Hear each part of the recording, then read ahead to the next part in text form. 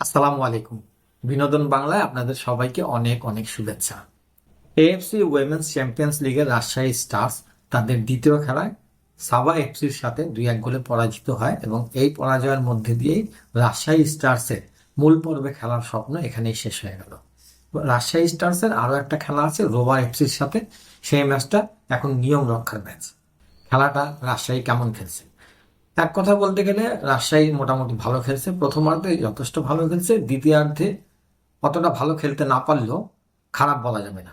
তবে সবচেয়ে বড় সমস্যা যেটা হয়েছে সেটা হচ্ছে যে বাংলাদেশের রাজশাহী স্টার্স সমস্ত খেলাটাই ভালো খেলছে ডিফেন্স থেকে মাঝমাঠ পর্যন্ত, কিন্তু মাঝমাঠ থেকে যখন তারা সাবা এফসি ডিফেন্স ভাঙার দরকার ঠিক সেই জায়গাটায় যে মানে অ্যাটাকিং থার্ডে যে এলোমেলো হয়ে গেছে এবং কোনো একটা কাটব্যাকও করতে পারেনি এবং কোনো একটা অন টার্গেট পাওয়ারফুল কোনো শটও নিতে পারে নাই, এবং এইটাই হচ্ছে রাজশাহী স্টার্সের পরাজয়ের মূল কারণ। অপরদিকে আপনি যদি সাবার কথা বলেন, সাবা কিন্তু মোটামুটি যে খেলাটা খেলছে, রাজশাহী স্টার্স কিন্তু সাবাকে একেবারে চাপের মধ্যে রাখছিল।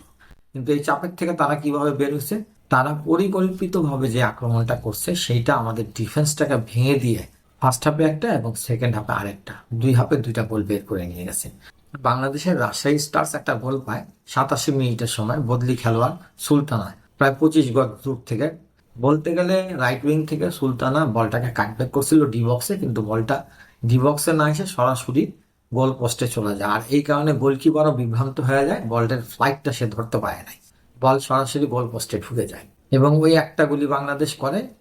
তাও কিন্তু বাংলাদেশ কিন্তু ডিফেন্স ভাঙতে পারেনি। হ্যাঁ, 31 মিনিটে বাংলাদেশ একটা গোল করে রাইট উইং থেকে শামসুন নাহার জুনিয়র যেই বলটা বাড়ায় দেয়, তোহরা সেই বলটা কালেক্ট করে বলটা গোলে কনভার্ট করে দেয়, কিন্তু রেফারি হ্যান্ডবলের সিদ্ধান্ত দিয়ে গোলটাকে বাতিল করে দেয়। ছবি দুইটা আমি আপনাদেরকে দেখাচ্ছি, যেখানে হ্যান্ডবলের কোনো দৃশ্য দেখা যায়নি, এবং সবচেয়ে বড় কথা, যদি হ্যান্ডবল হয়ে থাকে তাহলে আপনার অপোনেন্ট দলের যে খেলোয়াড়রা আছে তারা সাথে সাথে প্রোটেস্ট করবে, সেখানে কিন্তু একজনও প্রোটেস্ট করে নাই। লাইন্সম্যান কি হিসাব করে সেটাকে হ্যান্ডবল দিচ্ছে আমি কিন্তু বুঝতে পারি নাই। যাই হোক, ওই গোলটা হয়ে গেলে হয়তো বা খেলার মোড়টা অন্যদিকে ঘুরে যেতে পারতো।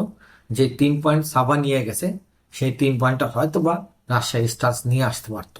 এখন একাদশ নিয়ে কিছু কথা বলি। একাদশ নিয়ে কথা বলতে গেলে প্রথমে আমি যেটা বলতে চাই সেটা হচ্ছে গিয়ে রাজশাহী স্টার্স যে দলটা মানে আমাদের ওয়েমেন্স ফুটবল লিগে চ্যাম্পিয়ন হয়, সেই দলের মূল প্লেয়ার যারা ছিল তারা কিন্তু সাইড বেঞ্চে বসেছিল। বলতে গেলে রাজশাহী স্টার্সের খোলসে ফরাজগঞ্জের এবং সেনাবাহিনীর কিছু প্লেয়ার একাদশে সুযোগ করে নেয়, কিন্তু আমার কথা হচ্ছে যে সেনাবাহিনী ফরাজগঞ্জ এদেরকে পরাজিত করেই তো রাজশাহী স্টার্স এইবারে 2026 এমন না যে 2025-এর চ্যাম্পিয়ন তারা, 2026 বর্তমান কারেন্ট ইয়ারের চ্যাম্পিয়ন তারা। তো সেই প্লেয়ারগুলাই তো মনে করেন যে এই রাজশাহী স্টার্সকে চ্যাম্পিয়ন করছে। এর মধ্যে কারা ছিল? মুনকি আক্তার, স্বপ্না রানী, সুরভি আখন্দ প্রীতি, আলফি আক্তার, রিপা, পূজা দাস। তো এখন আপনি এই সমস্ত প্লেয়ার গুলাকে দলে রাখছেন ঠিকই, কিন্তু সাইড বেঞ্চে বসায় রাখছেন।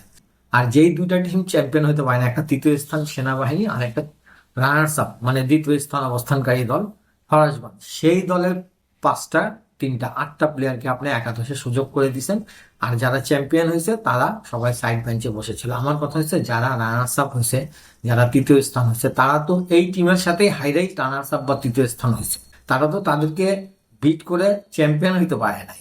তো মাঠের খেলায় তো রাজশাহী স্টার্সের যে প্লেয়ারগুলো সাইড বেঞ্চে বসা ছিল তারা মাঠের খেলায় নিজেদেরকে প্রুভ করে রাজশাহীকে চ্যাম্পিয়ন করছে, সেইখানে তারা কেন সাইড লাইনে বসে থাকলো আর আপনি ফরাজগঞ্জ আর সেনাবাহিনীর প্লেয়ারকে কেন মাঠে খেলাইলেন? এই বিষয়টা আমি আর একটু ক্লিয়ার করতে চাই। সেটা হচ্ছে যে আমাদের এই মুহূর্তে যিনি কোচ আছেন রাজশাহী স্টার্সের হেড কোচ গোলাম রব্বানী ছোট, তার যে কয়জন শীর্ষ আছে তাদের মধ্যে ফরাজগঞ্জের এই 5জন প্লেয়ার এক কথায় বলা যায়। এই 5জন হচ্ছে শামসুন নাহার সিনিয়র, শামসুন নাহার জুনিয়র, তোহরা খাতুন, মনিকা মারিয়া, এবং এর বাইরে যে আরো 3জন প্লেয়ার খেলছে, যেমন যিনি গোল করছে সুলতানা, লেফট উইং পজিশনে খেলছেন উন্নতি খাতুন, এবং ডিফেন্সে সৌরভী আফরিন। এই 3টা প্লেয়ার কিন্তু সেনাবাহিনী। উনি কিন্তু এইজ লেভেলের কোচ নিযুক্ত হওয়ার আগে সেনাবাহিনীর কোচ ছিলেন। তাহলে বিষয়টা কি হয়ে গেল? স্বজন প্রীতির ব্যাপার হয়ে গেল। এখানে আপনি মাঠের খেলা যারা ভালো খেলবে তাদেরকে না আপনি খেলাবেন। আমি রাজশাহী স্টার্সের যে সমস্ত খেলোয়াড়দের নাম বললাম তারা তো রাজশাহী স্টার্সকে চ্যাম্পিয়ন করাইছে, তারা তো মাঠের খেলা খেলেই রাজশাহীকে চ্যাম্পিয়ন করছে। তো মূল পর্বে যখন রাজশাহী গেল তখন তারা সাইড বেঞ্চে গেল, প্রশ্ন করবে কে আর জবাব দিবে কে? এখন অনেকে বলতে পারেন যে আমাদের সামনে এশিয়ান গেমস আছে, সেই এশিয়ান গেমসের প্রস্তুতি হিসাবে এই দলটাকে ওইখানে পাঠানো হয়েছে। যদি এশিয়ান গেমসের প্রস্তুতি হিসাবে ওই দলটাকে পাঠানো হয়, তাহলে আমার কথা হচ্ছে যে বিমলা বিকেকে কেন আনা হবে? আপনার ডিফেন্সটা আপনি নিজে ঠিক করবেন না? আপনার ডিফেন্সে কি বিমলা বিকে যেয়ে খেলবে? না, আপনার ডিফেন্সে খেলতে হবে নবীরনকে, আপনার ডিফেন্সে খেলতে হবে সুরমা জান্নাতকে, আপনার ডিফেন্সে খেলতে হবে পূজাকে। তো আপনি তাদেরকে তো নিয়ে আপনি তাদেরকে তো মাঠে নামাইলেন না। আপনি বিমলাকে আনার কি দরকার ছিল? তাই না? যদি আপনি এশিয়ান গেমসের প্রস্তুতিই থাকে এটা, তাহলে তো বিমলার এখানে দরকার ছিল না। বিমলার জায়গায় আপনি আপনার লোকাল প্লেয়ারকে খেলাইতেন, খেলায় আপনি এই জায়গাটা দেখতেন যে কে এই জায়গাটা আফ্রিকার সাথে ম্যাচ করতে পারে। সেটা তো হয় নাই। তাহলে আপনারা কি চাইলেন? কিছুই তো বুঝলাম না। আর আমি একটা জিনিস বুঝতে পারলাম না যে রাজশাহী স্টার্স কিভাবে এই জিনিসটা অ্যাকসেপ্ট করলো যে আমার দলকে যারা চ্যাম্পিয়ন করছে তারা সাইড লাইনে বসে থাকবে, এশিয়ান ক্লাব কাপ খেলার যোগ্যতা অর্জন করছে যেই প্লেয়াররা আমার, তারা সাইড বেঞ্চে বসে থাকবে। আর যেই সব দল রানার্স আপ হয়েছে, তৃতীয় হয়েছে, সেই দলের প্লেয়ারগুলা এসা মূল পর্বে একাদশে খেলে, তাহলে আর এই প্লেয়ারগুলা এত পরিশ্রম করে দলে চ্যাম্পিয়ন করাইল কেন? আমাদের দেশে যতদিন পর্যন্ত স্বজন প্রীতি বন্ধ না হবে ততদিন পর্যন্ত ফুটবলের উন্নতি হবে না। এটা হচ্ছে প্রথম কথা। দ্বিতীয় কথা হচ্ছে, আমাদের যিনি কোচ আছেন উনি, আমাদের টিম এখন যে লেভেলে চলে গেছে, মেয়েদের টিম, এই লেভেলে মেয়েদেরকে দেওয়ার মতো ওনার কাছে কিছু নাই।